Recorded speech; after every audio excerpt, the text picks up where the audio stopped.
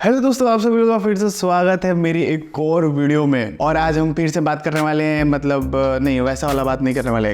ये स्टेबलाइजर घर और के लिए नहीं है, ये स्टेबलाइजर है बड़े बड़े मशीनों चलाने के लिए और बड़े बड़े फैक्ट्रियों में लगाने के लिए। तो प्लीज़ आप चाहो तो छोड़ भी सकते हो, क्योंकि ये स्टेबलाइजर घरों में नहीं लगता है या फिर आपके एसी वगैरह में नहीं लगता है। आप इंफॉर्मेशन के लिए देख सकते हो। तो जैसे कि दोस्तों आपको मालूम है कि अभी तक बड़े बड़े मशीनों के साथ या फिर फैक्ट्रियों में सर्वो स्टेबलाइजर्स लगाए जाते हैं, या तो फिर सर्वो की ट्रांसफार्मर भी आते हैं। वो सारी चीजें लगाई जाती थी, अभी भी लगाई जा रही हैं क्योंकि अभी तो चल रहा है। तो आपको पता होगा कि सर्वो स्टेबलाइजर के अंदर एक मोटर लगा रहता है। नहीं पता तो मैं बता देता हूँ। मोटर लगा रहता है जो ट्रांसफार्मर के ऊपर ही घूमता है, उसके अंदर एक कॉर्बन लगा रहता है जो घूमता रहता है, जिससे वो वोल्टेज को सेट करता है। लेकिन अभी तक सर्वो स्टेबलाइजर क्या था कि वही था जो कि वोल्टेज को पूरा एकदम एक्यूरेट रखता था अभी तक। लेकिन उसके बावजूद भी उसमें थोड़ा सा डिले था, यानी अचानक से वोल्टेज स्विच होता है तो उसमें थोड़ा सा डिले रह जाए, क्योंकि है तो मोटर ही उसके अंदर। तो मोटर को अपने एग्जैक्ट पॉइंट तक, मतलब जो उसको स्टेबल रखना है वोल्टेज को, उसके लिए वो मूव करता था ट्रांसफार्मर के ऊपर। तो ये थोड़ा सा डिले था, तो कुछ मशीनों के लिए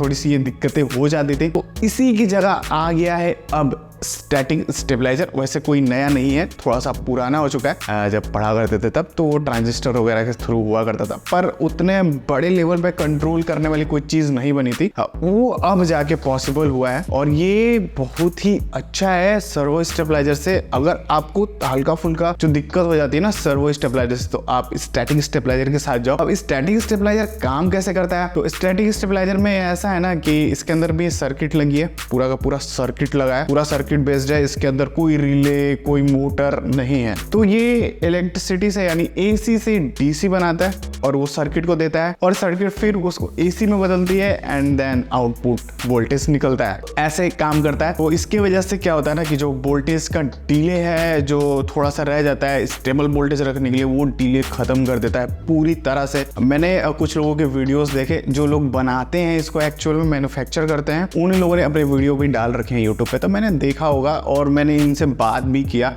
कुछ लोगों को फोन भी किया उनसे रेट वगैरह जानने के लिए, फिर कैसे काम करता है हमको बताओ। तो उन लोगों ने बताया है, और लगभग प्राइस की बात करें तो सबका लगभग आस ही पास था, कुछ थोड़ा सा 10-5 हजार ऐसे। तो ये जो रेट है इसके ना, इसका बहुत ज्यादा रेट है, ठीक है। तो मैंने 5 की भी अगर रेट पूछा था उनसे, तो एक ने 55 हजार बताया था, एक ने 52 हजार कुछ बताया था, एक ने 45 हजार बताया था मुझे।